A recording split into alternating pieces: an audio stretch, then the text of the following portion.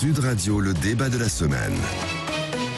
La sanction historique pour la deuxième fois de l'histoire de l'Assemblée nationale sous la Ve République prise contre les députés Rassemblement national Grégoire de Fournas est-elle suffisante? Question que nous vous posons sur Twitter. Continuez à voter. Pour l'instant, vous répondez oui à 79% d'entre vous. Nous allons en débattre. Nous allons débattre aussi de la nouvelle motion de censure qui a été rejetée hier par l'Assemblée nationale, déposée par la France insoumise. Ce pays est-il encore gouvernable? C'est une des questions que nous allons nous poser avec nos trois invités qu'on accueille avec plaisir et que je vous présente tout de suite. Aurélie Trouvé, bonjour à vous. Bonjour. Vous êtes députée insoumise NUPES de la Seine-Saint-Denis. Nous sommes également avec Isabelle Floren. Bonjour à vous. Bonjour. Vous êtes porte-parole du MoDem, conseillère municipale de la ville de Suresnes. Et nous sommes également avec Thomas Ménager. Bonjour à vous. Bonjour. Député Rassemblement national du Loiret. Est-ce que vous étiez à l'hémicycle hier, Thomas Ménager? Non, j'étais pas présent parce que j'étais avec 50 élus de mon territoire du Gâtinais qui venaient visiter l'Assemblée nationale, donc j'étais pas présent. Chose qui peut arriver. Vos collègues du Rassemblement national étaient bien seuls hier pour s'opposer en se levant dans l'Assemblée nationale à la sanction historique prise contre votre collègue Grégoire de Fournas. Quand on demande à nos auditeurs sur Twitter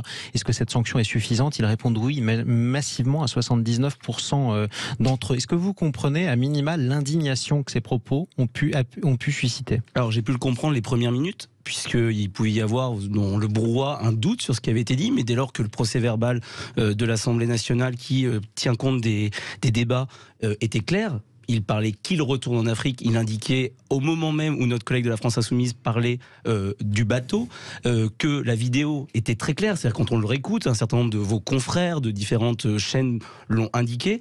J'ai considéré que non, l'indignation n'était plus légitime et qu'on passait dans une deuxième étape qui était une manipulation politique, une volonté de salir le Rassemblement national à un moment où il n'y avait plus aucun os à ronger contre nous et un certain nombre de charognards ont cherché un nouvel os à ronger et ont enchaîné de manière totalement dans une malhonnêteté intellectuelle dès lors qu'il n'y avait plus aucun doute et plus aucune suspicion de racisme vis-à-vis de notre collègue Grégoire de Fournas. Cette sanction est une dureté inouïe, c'est ce qu'a réagi le principal intéressé, mais je l'accepte parce que je respecte l'institution, raison pour laquelle il ne paraîtra pas à l'Assemblée nationale pendant plusieurs semaines. Est-ce que vous êtes satisfait? Est-ce que ce débat, ce sujet est clos ou pas, Aurélie Trouvé, pour la France insoumise? Moi, je considère, et je crois que nous considérons qu'aujourd'hui, Monsieur de Fournas n'a pas sa place en tant que représentant du peuple. La sanction la plus lourde, effectivement, a été prononcée, et tant mieux.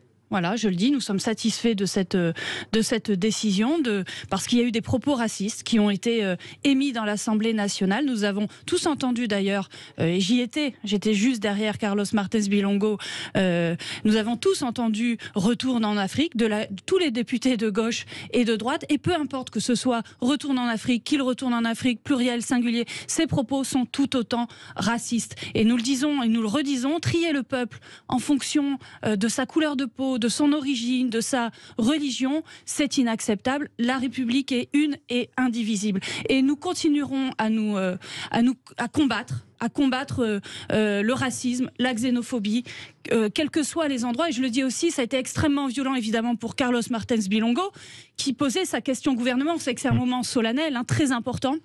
Dans la vie d'un député, c'était sa première question au gouvernement. Il posait une question qui concerne des centaines de vies humaines, c'est-à-dire un bateau de réfugiés qui était coincé au milieu de la Méditerranée. Il se fait interrompre de manière extrêmement violente avec des propos racistes, mais c'est aussi une insulte, je dirais, à l'encontre de tous ceux qui subissent le racisme au quotidien, dans leur école, dans leur entreprise, dans leur travail. Et je crois que voilà, il fallait marquer ce coup. Isabelle Floren. Oui, le groupe MoDem, évidemment, a condamné les propos qui ont été prononcés dans l'hémicycle. Et j'ai vu mes collègues extrêmement choqués, ils l'ont dit, parce qu'ils avaient entendu. Donc et là, moi, j'étais pas. Je constate effectivement que ça a suscité une grande émotion. Et la condamnation unanime, quasi unanime évidemment, des groupes de l'Assemblée.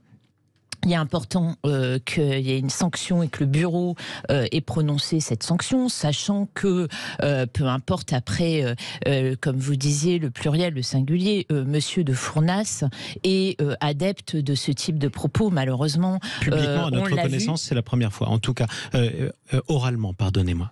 Oui, mais première fois oralement, mais les réseaux sociaux, les tweets qui ont été effacés laissent quand même comprendre qu'il y a quand même des propos et des insultes qui ont été largement proférés par ce député. Donc après, ce que demande et ce qu'a redit Jean-Paul Mattei, le président du groupe MoDem hier, c'est que à l'Assemblée nationale, c'est important aussi que les représentants du peuple que vous êtes donnent précise parce que vous êtes porte-parole du parti, vous n'êtes pas député en ce moment.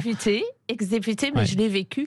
Mais je pense que, en tout cas, c'est ce à quoi s'attache le groupe MoDem, que je représente aussi par la voix du parti, c'est de donner l'image d'apaisement. Or, ce type d'invective, et il a été finalement prononcé la sanction pour tumulte. Oui, et non pour racisme, et non sur des considérations. Mais le tumulte nous sommes d'accord. Et cette émotion suscitée par ces propos donne l'image, et c'est ça qui met aussi, nous, notre crainte, finalement, d'une assemblée finalement très, très perturbée, pas une bonne image. Un législateur, parce qu'on y fait la loi quand même dans cet hémicycle, un législateur doit donner l'image de l'apaisement et de la sérénité. Or, lors de ce type de séance, malheureusement, l'image donnée aux Français n'est pas la bonne pour nous. Et cette recherche de l'apaisement, quoi qu'il en soit, de tous les côtés, c'est ce que nous recherchons, groupe modéré que nous sommes, centristes que nous sommes. Donc vous voyez, là, au-delà même des propos, je pense que ces invectives permanentes sont nuisibles à l'image du législateur. Imaginons revenons avec vous, Thomas Ménager, vous êtes député Rassemblement National du Loiret. Imaginons qu'on se place dans l'hypothèse que vous avez formulée, en tout cas ce que vous dites, c'est-à-dire que pour vous, il n'y a pas eu d'interpellation raciste, qui parlait du bateau, à supposer que ce soit le cas.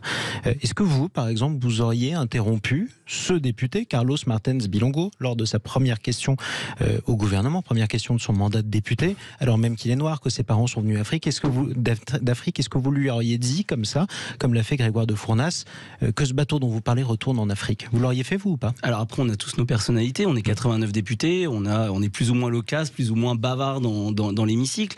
Après, il est vrai, en politique, quand on devient député, il faut toujours faire attention, non pas à la manière dont on émet nos propos, mais la manière dont ça va être reçu, perçu. Et c'est vrai que bien entendu, dès lors que l'on devient député, notre vie ne nous appartient plus totalement, nos paroles ne nous appartiennent plus totalement, et il faut faire attention en continu. C'est un jeune député, nous venons d'arriver à l'Assemblée nationale, il était... comment ? Vous aussi. Moi aussi, mais voilà, on a tous une personnalité qui nous est propre, et c'est vrai que bien entendu, on doit faire attention à la manière dont ça peut être perçu, et c'est vrai qu'il aurait peut-être dû, je l'avoue, faire attention pour éviter qu'il y ait toute suspicion. Mais quand vous n'êtes pas raciste, quand vous ne pensez à aucun moment que la personne en face de vous est d'une couleur différente. Voilà, moi, quand je parle à mes collègues, je ne regarde pas la couleur de peau de mes collègues. Et c'est ce qu'a expliqué Grégoire de Fournas. Il n'a pas fait attention. Il a parlé sur un sujet politique important, qui est la question de l'immigration. Et que sur cette ligne, nous sommes très clairs. Nous avons toujours dit que les bateaux, après avoir sauvé, bien entendu, les personnes en mer, par humanité, on ne va pas laisser les personnes mourir en mer. Il y a deux choix. Il y a la ligne de ma collègue, Mme Trouvé, de l'extrême gauche, qui dit qu'il faut les accueillir en Europe. Nous, il faut les sauver, les soigner et les renvoyer dans leur port d'origine. Donc on a une ligne politique qui est claire, mais je reviens juste un instant sur ce qui a été dit. Moi, je suis d'accord avec vous, madame, mais quand M. Ribérotte fait un salut nazi dans l'hémicycle, il est de la majorité, il y a juste un rappel à l'ordre. Moi, je considère qu'il faut être tous exemplaires, qu'il faut faire attention, bien entendu, mais aujourd'hui, il y a un deux poids, deux mesures dans ce qui a été dit. Et Madame Trouvé, pour répondre à ce que vous disiez, moi, je trouve ça très triste aujourd'hui, et si vous étiez réellement sincère dans votre combat sur le racisme, vous n'exploiterez pas, vous ne devriez pas exploiter cette situation qui est très claire aujourd'hui, parce que votre collègue, quand on lui a dit, quand M. de Fournas a dit qu'il retourne en Afrique, en parlant du bateau, il a dit pas du tout. Je considère que demain, si moi j'étais insulté sur ma religion, mon orientation sexuelle ou ma couleur de peau, je ne réagirais pas ainsi. C'est bien la preuve qu'il avait compris, lui, à titre personnel, qu'on parlait du bateau. Et donc, aujourd'hui, je trouve ça très triste de manipuler un combat noble, qui est celui contre le racisme, à des fins de pure politique politicienne, pour vous racheter une santé, alors que vous savez très bien que la NUPES est en grande difficulté aujourd'hui, après les affaires, votre défense de M. Iqiyoussen, les affaires Quatennens, les affaires Bayou. Et aujourd'hui, je trouve ça vraiment indigne de d'avoir cette position. La santé des uns et des autres, politique, j'entends bien entendu, des oppositions ou de la majorité, on va y revenir dans quelques minutes aussi.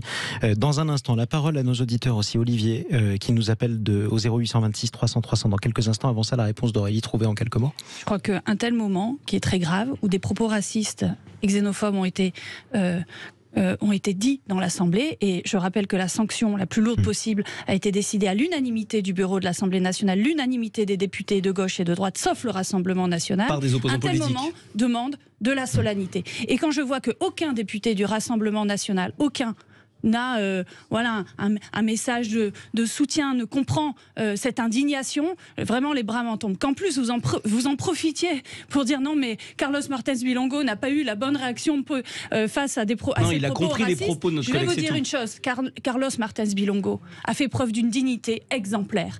Ensuite il est allé, d'abord il a gardé son sang-froid, ensuite il est allé parler aux journalistes de manière extrêmement digne après ce qu'il venait de vivre. Et il a rappelé qu'il y a des millions de Français qui vivent ça tous les jours. Et que ce qui a été dit par M. de Fournas, eh bien, c'est une insulte au visage de tant de Français. Je rappelle aussi que M. de Fournas, vous l'avez dit, madame, M. de Fournas est coutumier de ses propos racistes sur les réseaux sociaux. Je ne les répète même pas ici, tellement c'est abject, je ne vais pas... Vous savez que le racisme est condamné, donc condamnez-le. Et je vais vous dire une dernière chose, la solidarité exprimée par tous les députés d'extrême droite montre une chose, c'est votre vrai visage. C'est un fond raciste, xénophobe du Rassemblement national, et je le dis aussi, il faut cesser maintenant tout amalgame entre la NUPES et le Rassemblement national. On voit bien à quoi ça mène. C'est sûr. Isabelle Florennes. On voit bien à quoi ça mène. Sur le Front National, on voit bien, ça tombe quand même très mal. Le Rassemblement National, désormais d'ailleurs. Vous allez sûrement en parler, mais le jour du scrutin et du dévoilement du scrutin, derrière la façade de la respectabilité qu'a essayé de mettre en place Marine Le Pen depuis quelques mois à l'Assemblée nationale, on voit bien que finalement les vieilles lunes reviennent et que voilà, les vieilles thèses sont toujours présentes dans les troupes. Donc ça, c'est dommage, mais elle est rattrapée par ses équipes, et je pense qu'elle n'en est pas très... En tout cas, elle en est soucieuse, me semble-t-il, d'après ce que je lis. Après, on en parlera peut-être, mais le rapprochement NUPES-RN, moi, m'interroge quand même sur les motions de censure. On va parler en tout cas aussi. On en parlera. Ce sera notre deuxième débat, justement, voilà, parce que c'est vrai aussi que vous avez voté de la même manière, pourquoi pas, hier à l'Assemblée nationale, en tout cas sur la motion de censure. Restez avec nous. Merci pour la tenue de ce débat, parce qu'on sent quand même que vos désaccords sont absolument francs, et malgré tout, ce débat se tient bien. On va essayer de le tenir aussi avec tous ceux qui nous écoutent et qui nous appellent au 0826 300 300. Dans un instant, deux de nos auditeurs qui ne sont pas d'accord sur cette question que nous nous posons. Est-ce que la sanction prise contre le député Rassemblement National Grégoire de Fournas est suffisante? 0826 300 300. À tout de suite sur Sud Radio. Sud Radio, le débat de la semaine. La sanction prise contre le député RN Grégoire de Fournas est-elle suffisante? Vous votez sur Twitter, 79% vous dites oui, à 79% vous dites oui. On en débat avec nos trois invités. Thomas Ménager, député Rassemblement National du Loiret, Isabelle Florennes, porte-parole du MoDem, conseillère municipale de la ville de Suresnes, et Aurélie Trouvé, députée France Insoumise NUPES de la Seine-Saint-Denis. Vous nous appelez 0826 300 300. Simone, bonjour à vous. Bonjour. Bienvenue sur Sud Radio, vous nous appelez du Tarn-et-Garonne. Nous sommes également avec Olivier qui nous appelle de Bordeaux. Bonjour à vous Olivier. Oui, bonjour. Merci. Et bienvenue à vous également, l'un et l'autre. Je crois que vous n'êtes pas d'accord, vous allez nous le dire. Ce que je vous propose, c'est qu'on essaie de débattre de cette question qui évidemment déchaîne toutes les passions, et de le faire de la manière la plus calme possible. Je vous propose, Simone, de commencer. Est-ce que pour vous, cette sanction est suffisante ou est-ce qu'elle est justifiée? Non, pour moi, elle est largement suffisante. Moi, je dirais même que c'est de trop, parce que c'est des choses. Vous allez me dire, c'est un député. Il n'y a pas de formation pour les députés. Ils sont élus et puis ils sont lancés dans l'arène et ils sont comme ils sont. Il y en a, ils sont pas forcément très distingués dans leurs propos. Je pense que c'est des choses que l'on peut dire. Vous n'êtes pas content, vous repartez. Je veux dire, c'est un truc que, moi, c'est moche peut-être dans les circonstances où c'était dit, mais franchement, il n'y a pas de quoi en faire un pataquès. Le pataquès, c'est politique, c'est tout. C'est politique. Ce n'est pas, on peut même pas penser qu'un député puisse dire à un collègue dans l'Afrique, mais ça ne devrait même pas venir à l'esprit des gens. Donc vous êtes plutôt d'accord? Que les Français sont racistes, c'est pas vrai. La preuve, tout le monde vient, c'est qu'ils sont quand même bien accueillis. Vous avez des exceptions. C'est sûr, il y a toujours des exceptions. Mais dans l'ensemble, on va quand même pas dire que les Français sont racistes et sont ci et sont là. Il faut pas rigoler quand même. Je vous propose de donner la parole. Merci. Un moment, on peut plus, c'est tout, quoi. Voilà. Mais en tout cas, votre message est passé, ma chère Simone. Restez avec nous. Je vous propose de donner la parole à Olivier, qui lui n'est pas d'accord. Depuis Bordeaux, 0826 300 300. On vous écoute, Olivier. Alors, plusieurs choses. Déjà, la sanction, je pense qu'elle n'est pas adaptée parce que le monsieur, il va se retrouver avec 2 SMIC pendant 2 mois et 15 jours d'absence, ce qui n'est pas grand-chose par rapport à la gravité des choses. Je suis assez choqué par le réflexe de monsieur Ménager, en fait, qui dit « Ah ben non, il parlait du bateau. Si ça avait été un bateau ukrainien, il aurait pas tenu ses propos. » Ça reste raciste. C'est bien tenté le coup de si c'était le bateau, mais on n'est pas dupe. Je crois qu'il y a une banalisation du FN depuis un bon moment, qui a servi aussi les élections, qui sert beaucoup. C'est un truc que Mitterrand a lancé. Maintenant, on a besoin du RN pour aider la chef au deuxième tour. Non, ça nous rajeunit pas, mais les faits sont là. C'est bien la gauche qui a mis en place le RN. Le RN, à mon sens, devrait être interdit précisément pour sa xénophobie. À partir de là, moi, je note quand même qu'ils ont tous accepté. Ils ont tous refusé de voter la sanction et de se remettre en question. Vous parlez des députés Rassemblement National. Bah oui. Donc il y a quand même un fond qui est revendiqué. Je partage ce qu'il a dit pour le salut nazi. Je pense que le salut nazi aurait mérité une sanction. Je rappelle le contexte. Pour le coup, c'était un député de la majorité qui, de manière ironique, disait-il, avait fait un salut nazi dans l'Assemblée nationale. Il avait été sanctionné, mais beaucoup moins durement. Ça, c'est vrai. Vous avez raison de le souligner. C'est une drôle d'ironie le salut nazi. On voit bien que la proximité est loin d'être entre la LFI et le. Moi, j'ai entendu Darmanin dire à Madame Le Pen, vous êtes molle, j'aurais pu finir votre bouquin. C'est pas Mélenchon qui dirait ça à Le Pen. Donc à un moment donné, il faut recadrer. Il y a aussi un jeu qui consiste à essayer de rapprocher LFI, RN, alors que les programmes sont opposés. Si le RN vote les motions de censure, c'est pas à la demande de LFI. On va en parler, mais ça, je vous propose qu'on en reparle dans quelques minutes, parce que c'est la deuxième partie du débat, Olivier, si vous le permettez. J'aimerais donner la parole. La parenthèse, mais en attendant, oui, il y a bien 2 poids 2 mesures, et ces gens ne devraient pas être à l'Assemblée. Ce parti devrait être interdit. Eh bien, écoutez, en tout cas, le message est passé. La réponse, évidemment, de celui qui est visé, en tout cas sur ce plateau, c'est Thomas Ménager, puisqu'effectivement, c'est lourd. Merci d'abord à vous deux, Olivier, depuis Bordeaux. Simone, depuis le Tarn-et-Garonne, vous aussi qui nous écoutez, vous nous appelez 0826 300 300. Ce parti devrait être interdit pour Olivier. Au contraire, on en fait trop et ce n'était pas raciste pour Simone. Thomas Ménager. Alors, moi, j'ai envie de revenir sur la sanction. Sur la sanction en tant que telle. Si notre collègue avait dit « retourne en Afrique » à son collègue, j'aurais considéré que la sanction était totalement insuffisante. C'est-à-dire que s'il y avait vraiment demain des propos racistes, et c'est même inquiétant qu'on n'ait pas la possibilité, dès lors que c'est avéré qu'il y a des propos racistes, homophobes, xénophobes, tout ce que vous voulez, qui sont tenus des propos répréhensibles par la loi, c'est même inquiétant que notre Assemblée nationale ne soit pas en capacité d'aller plus loin qu'une condamnation à seulement 2 semaines d'absence et 1 mois sans toucher les indemnités. Voilà. C'est-à-dire, sur le fond, moi je pense que ça interroge. C'est-à-dire, si demain il y a des propos qui sont avérés, parce que là, pour moi, il n'y a pas. Durcir l'arsenal. Moi, je serais pour durcir l'arsenal pour des vrais propos. Mais aujourd'hui, il n'y a pas de preuves matérielles. À un moment, on est dans un état de droit.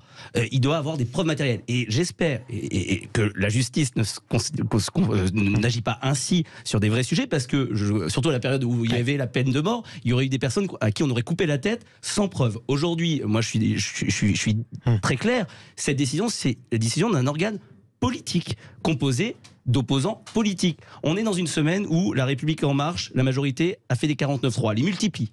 On est dans une période où la France insoumise est en difficulté dans son âge, et on est dans une période où il y a une dynamique incroyable pour le Rassemblement national, qui est le premier parti préféré des Français, où Marine Le Pen est en dynamique. Et donc aujourd'hui, il y a eu juste un front entre la majorité et l'extrême gauche pour salir le Front National. En tout cas, que personne n'avait vu venir, ni vous d'ailleurs, puisque cet événement a pris tout le monde de court. Heureusement d'ailleurs qu'on n'avait pas prévu un tel événement à l'Assemblée nationale. Aurélie Trouvé.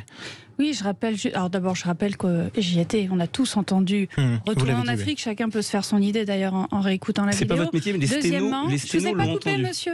Non, je vous ai pas coupé, s'il vous plaît. Mais de répéter un mensonge n'en fait pas une vérité, Madame Trouvé. Oui, mais je ne vous ai pas coupé, donc je vous demande de respect, s'il vous plaît. Ensuite, l'extrême droite partout dans le monde et de tout temps a toujours eu l'habitude de manipuler les faits, de travestir la réalité. Et c'est ce que vous êtes en train de faire. Par ailleurs, vous êtes en train d'essayer de détourner le débat. En l'occurrence, il y a eu des propos racistes qui ont été dits dans l'Assemblée nationale. Ceci est passible d'un délit quand nous sommes hors de l'Assemblée nationale et de l'hémicycle. Donc ceci est inacceptable, point barre. Est-ce que vous seriez d'accord, à la limite, pour ce que vient de proposer Thomas Ménager du Rassemblement national, pour durcir l'arsenal des sanctions pour l'avenir à l'Assemblée nationale pour un député qui proférerait des propos racistes? Pourquoi pas, il faut en discuter, mais de toute manière, je le dis, nous sommes satisfaits aujourd'hui de cette sanction-là parce que c'était la plus importante possible. Je le redis, l'unanimité des députés de gauche et de droite, et nous en félicitons, parce qu'aujourd'hui, il y a à part les députés du Rassemblement national, il y a aujourd'hui une condamnation ferme de propos qui sont jugés racistes, qu'ils retournent en Afrique ou retournent en Afrique, peu importe. Voilà. En un mot, peut-être. Et je le dis ici, aujourd'hui, il faut tenir ce front républicain contre le racisme et contre la xénophobie. Voilà ce qui me semble essentiel dans la séquence qui vient de se passer. Isabelle Florennes, vous êtes toujours avec nous, porte-parole du MoDem, ancienne députée aussi. Est-ce que vous regrettez l'Assemblée nationale ? Regretter l'Assemblée nationale? Ah bah oui, je regrette d'avoir été battue, c'est sûr. Non, que l'ambiance des débats, c'était le sens de ma question. Les débats ont changé de tenue, apparemment, de ce que j'en vois quand je le suis. Et justement, je reviens à ce que disait votre première auditrice quand elle est intervenue. Il n'y a pas de formation pour les députés. Eh ben, je pense quand même, c'est pas une formation, c'est que simplement quand on représente la nation dans un hémicycle, on doit se tenir, on doit savoir que les paroles qui seront prononcées, elles sont inscrites au procès-verbal et elles sont au journal officiel. Voilà, ça a toujours été une grande importance. Et ça impose la tenue à chacun et le respect à chacun. Pour avancer sur ce sujet d'ailleurs, parce qu'après tout, on a toujours tendance à pousser des cris d'orfraie en disant que c'est épouvantable ce qui se passe à l'Assemblée nationale. On peut regarder dans les pages des journaux de la fin du 19e siècle sous la Troisième République, on en venait aux mains beaucoup plus volontiers. Alors je ne vais pas me réjouir de ça, on ne va pas regretter le bon vieux temps, loin s'en faut. Il y a sûrement des progrès à faire. J'aimerais qu'on revienne sur une réaction. C'est l'un des candidats à la présidence des Républicains. Pour le coup, Bruno Retailleau, c'est le patron des sénateurs, les Républicains. Il a tenu une position plutôt ambivalente. C'est-à-dire que d'un côté, il reproche à la majorité, à la France Insoumise, d'avoir surinterprété les propos de Grégoire de Fournas. De ce point de vue-là, il est d'accord donc avec Thomas Ménager pour dire c'est du bateau qu'il parlait, pas du député. En revanche, il ajoute si les députés pouvaient une bonne fois pour toutes arrêter de s'invectiver, de s'interrompre, de crier à l'Assemblée, la démocratie s'en porterait mieux.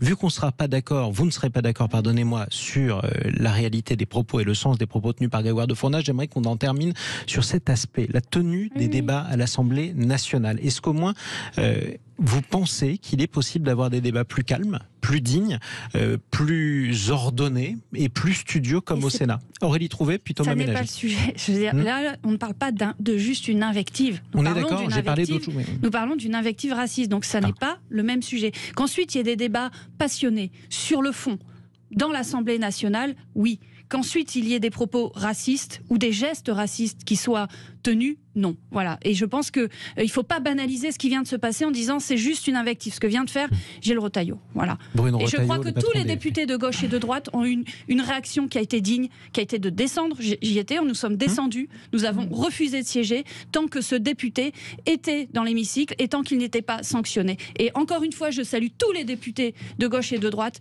qui ont tenu le même comportement. Et je le redis, les députés du Rassemblement national sont solidaires avec leurs collègues et c'est inadmissible. Thomas Ménager. Moi, à titre personnel, je viens d'arriver à l'Assemblée nationale et c'est vrai que les premiers jours, on est étonnés par le brouhaha continu, mais qui vient de tous les bancs. Et je dis pas que ça vient moins de nos bancs que des autres bancs. Je pense que personne n'est irréprochable en la matière. Bon, ça fait partie de la vie parlementaire, m'a-t-on dit quand je suis arrivé. Je pense qu'il y a peut-être un équilibre à trouver. C'est vrai que parfois, il y a un brouhaha tel dans l'Assemblée nationale qu'on n'entend plus rien. C'est pour ça que je pense que certains avaient compris ces propos et à juste titre avaient été choqués.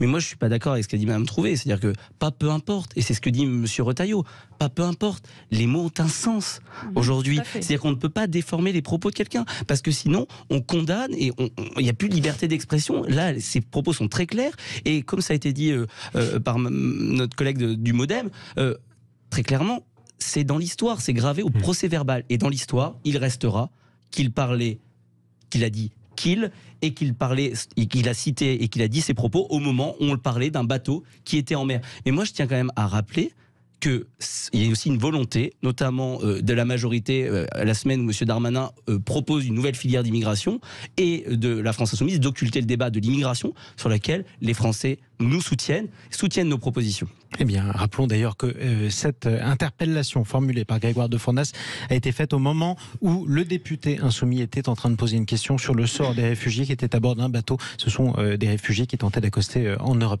Restez avec nous, on va parler de la gouvernabilité de la France. Est-ce que ce terme est bien correct dans le dictionnaire? Je l'espère.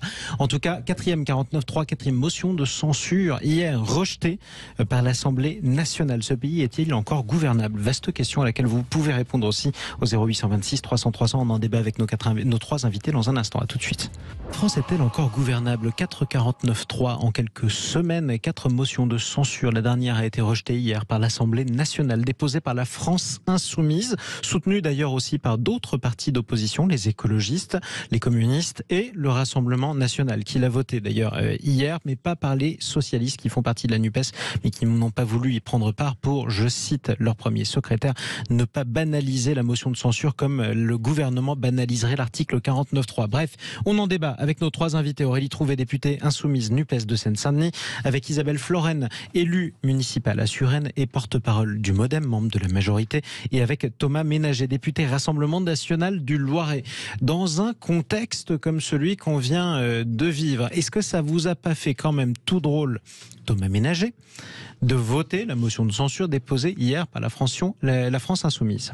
Absolument pas, parce qu'il y a une différence déjà entre signer, pour être très clair pour les auditeurs, une motion de censure en commun et la voter. Quand on la vote, c'est-à-dire qu'on n'est pas forcément d'accord sur le fond, on n'a pas la même ligne politique, mais on est d'accord sur le fait qu'on n'a pas confiance dans ce gouvernement, qu'on veut censurer ce gouvernement. Et donc nous, bien entendu, on ne signe pas la même motion de censure quand il y en a une déposée par notre groupe et une déposée par la NUPES, ou une partie de la NUPES, comme c'est le cas sur cette dernière motion de censure, mais on est d'accord sur la volonté de censurer le gouvernement. C'est l'opposition qui veut ça. C'est-à-dire qu'il n'y aura jamais aucune motion de censure qui passe si toutes les oppositions ne la votent pas. Et c'est pour ça aussi que ça a été intéressant cette période de voir que les Républicains étaient rentrés dans la majorité puisqu'ils avaient refusé de voter ces motions de censure. Mais non, ça n'a pas été une difficulté pour nous de voter celle d'une partie de la NUPES, puisque la NUPES est en train de se fracturer, si je comprends bien, puisqu'ils n'ont pas signé la même motion de censure, ils n'ont pas signé avec les socialistes, parce qu'on n'est pas dans une cour de récré. C'est pas parce que la France insoumise s'est mal comportée et une partie de l'hémicycle se comporte mal à notre rencontre, à l'encontre du Rassemblement national sur cette affaire qui défraie la chronique cette semaine, que nous changeons d'opinion. Nous avons une position constructive, c'est-à-dire si nous sommes d'accord et si l'objectif nous le partageons, c'est-à-dire de censurer le gouvernement, on n'est pas dans une cour de récré, on n'est pas là pour faire des vengeances. La priorité est donc de faire tomber le gouvernement, en tout cas, ou de retourner aux urnes. C'est l'objectif d'ailleurs d'une motion de censure. Exactement. Nous, on considère aujourd'hui que ce gouvernement qui nous avait promis de la co-construction, qui nous avait promis au début, c'est pour ça que nous avons voté. Il l'a pas promis au Rassemblement national. Hein.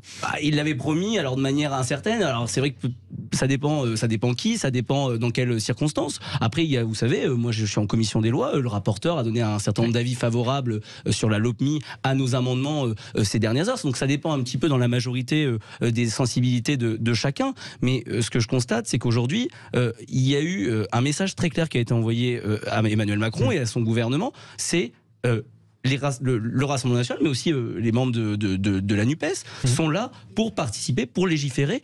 Écouter le peuple dans sa diversité et procéder à une co-construction. Ils ne le font pas, donc ce gouvernement n'a plus lieu d'être en place. Isabelle Floren. Oui, alors bon, j'entends ce que vous dites après les subtilités de vote et juste avant on va dire, de répulsion, en tout cas d'invective, les Français, moi je pense, ne les perçoivent pas et ne comprennent pas la cohérence in fine des votes, parce que effectivement, suite aux propos de Grégoire de Fournas, c'est une opposition, in fine, ça vote ensemble des motions de censure. Moi je crois que la subtilité de ce qui se passe et des votes est peu perçue, ou en tout cas risque d'être perçue comme une incohérence. Après, comment voulez-vous, quand vous parlez de co-construction, comment voulez-vous, quand vous affichez dès le départ la position qui est de dire on ne votera pas de toute façon et on ne participe pas et on est contre, et qu'après finalement on affiche une co-construction, c'est un théâtre, l'Assemblée nationale là-dessus, c'est un théâtre à tous les étages et pour tout le monde. Mais qu'effectivement il y a eu des volontés, il y a eu une approche du ministre des Comptes publics sur la construction budgétaire, vous ne pouvez pas le nier, qu'il y a eu des discussions, qu'il y a eu une ouverture. Après, quand dès le départ, on dit qu'on n'est pas d'accord et qu'on votera contre, je ne vois pas comment on peut y arriver. Donc, à un moment, effectivement, le couperet tombe, l'arme du 49.3 est utilisée. C'est regrettable qu'on en finisse comme ça, parce que, effectivement, le débat est important. Il a eu lieu. Maintenant, on arrive quand même, et il fallait un budget. De toute façon, il fallait un budget. Des belles propositions, notamment sur la sécurité, avec un budget que vous auriez pu voter d'accroissement des moyens de la sécurité civile, là, vous dites, notamment cette année. Donc là, je rentre dans le fond, mais je m'adresse aux députés du Rassemblement national. Comment être contre cet accroissement, notamment sur ces questions de sécurité. Donc voilà les questions qui se posent en matière budgétaire. On ne nous a pas permis d'en débattre. Mais en tout cas, on va en parler aussi avec Aurélie Trouvé, qui est toujours avec nous, députée insoumise. Est-ce que vous êtes prête à signer une motion de censure toutes les semaines, si jamais il y a un 49.3 toutes les semaines? Oui, enfin, nous allons en débattre, mais je pense que nous sommes partis pour ça, parce que c'est notre seul moyen de nous opposer et d'exprimer notre opposition à l'usage répété du 49.3. Je rappelle ce que c'est un 49.3. Ça fait 4 fois que c'est utilisé maintenant en quelques jours par le gouvernement. Ça permet au gouvernement d'imposer ses décisions sans passer par l'avis et le vote de l'Assemblée nationale. Donc, sauf pour nous, s'il est censuré. Voilà, sauf s'il est censuré, d'où la motion de censure. C'est pour nous l'instrument, disons, le moins démocratique de la Ve République. Et nous, les députés, on a été élus pour représenter la nation. Et donc là, nous sommes privés de débattre et de voter. De débat. Vous avez débattu. Je vais finir. Nous sommes privés de débattre et de voter sur ce qui est essentiel dans la politique nationale, à savoir le budget. Par exemple, nous n'avons pas pu débattre de tout ce qui est de la santé, de l'action sociale. Moi, je vais vous dire, quand le 49.3 est tombé, je venais à l'instant de faire l'intervention pour mon groupe France Insoumise NUPES sur l'agriculture. Nous allions, par exemple, sans doute voter à la majorité de l'Assemblée nationale 4000 postes supplémentaires pour l'organisme national des forêts, qui pour l'instant se voit supprimer des postes, alors que nous devons prendre soin de nos forêts et que ce sont des missions essentielles. Donc nous avons été privés aussi, par exemple, de débattre d'une véritable taxation des surprofits des multinationales, alors que ça aurait sans doute été voté à la majorité. On vous a donc coupé l'herbe sous le pied. Tous les débats que nous n'avons pas pu faire. Et ensuite, je finis sur, disons, cette espèce de, pour moi, de manœuvre politicienne qui vise à dire « Ah, mais le Rassemblement national a voté avec vous ». Mais effectivement, quand on dépose une motion de censure, eh bien, voilà, elle est sur la table et vote qui veut. Et on n'a jamais demandé les voix du Rassemblement national. Mais je rappelle que le Rassemblement national, depuis le mois de juin et l'élection des députés, a voté bien plus massivement avec les députés macronistes avec la droite qu'avec nous. Et d'ailleurs, c'est ce qui a empêché la hausse du SMIC pendant la discussion sur la loi pouvoir d'achat. L'extrême droite a voté avec la droite pour empêcher la hausse du SMIC, ou alors pour empêcher le gel des loyers. En l'occurrence, c'est vrai qu'ils ont ensemble quand même ce fonds néolibéral en matière économique, ou en tout cas de soutenir toujours les plus riches, les multinationales, en tout cas de protéger leurs intérêts. Je finirai sur une chose, vous serez très contents, et je le déplore, de compter sur les voix du Rassemblement national quand il y aura le vote sur la loi. Je parle là des députés macronistes, et de la minorité présidentielle. Ils seront très contents du coup de compter sur les voix du Rassemblement national au moment du vote sur la loi sur l'immigration. Thomas Ménager, pour le Rassemblement national, vous êtes un peu le mistigris de cet hémicycle. Les uns et les autres se refilent vous-même en disant non, ils votent plus avec les autres, non, ils votent plus avec les autres. Ce qui est certain, c'est que depuis notre arrivée, toutes les semaines, on nous marie soit avec la majorité, soit avec les Républicains, soit avec l'extrême gauche, parce qu'en fait, nous, on a une position, la gauche, si vous voulez, Madame Trouvé, moi je considère que ça dépend lesquels. Vous voyez, vous me coupez à votre tour. Vous êtes quoi? Nous sommes quittes. La balle au centre. Donc très clairement, nous, on a une ligne qui est simple depuis le début, qui est de voter tout ce que nous considérons bon pour le pays. Donc c'est vrai que ça étonne, puisque depuis des décennies et des décennies, on a des partis politiques qui campent sur leur position, sur leur camp, qui défendent une boutique, une chapelle, qui défendent uniquement leurs amendements. Vous savez, quand Madame Trouvé dit quelque chose d'intelligent que je partage, je ne vais pas dire l'inverse, juste pour l'ennuyer. Quand il dépose une motion de censure et que je suis d'accord... Pourquoi vous n'avez pas augmenté le SMIC avec elle? Parce que nous, on a une position très claire, c'est qu'on veut augmenter tous les salaires de 10% en supprimant les charges patronales pour donner la possibilité aux patrons de le faire, et qu'on considère qu'une augmentation obligatoire du SMIC, déjà il y a une partie des Français qui ne sont pas sur le SMIC et qui auraient été exclus, et on considère aussi, je le vois sur mon territoire dans le Loiret et dans le Gâtinais, des entreprises qui ne aujourd'hui, ils ne peuvent pas le faire alors qu'on est dans une période inflationniste, qu'il y a des hausses de matières premières très fortes. Et ce que j'essaie d'expliquer à nos collègues de la gauche ou l'extrême gauche, ça dépend où on se place, c'est que si demain les entreprises ferment parce qu'on les oblige à augmenter les salaires, il n'y aura plus d'emplois et donc il y aura là une vraie casse sociale. Sachant qu'on est quand même à l'approche d'un hiver très compliqué pour beaucoup d'entrepreneurs. On en a eu un certain nombre aujourd'hui, les producteurs d'endives par exemple, et qui ne savent pas comment s'en sortir parce qu'ils dépensent beaucoup d'énergie.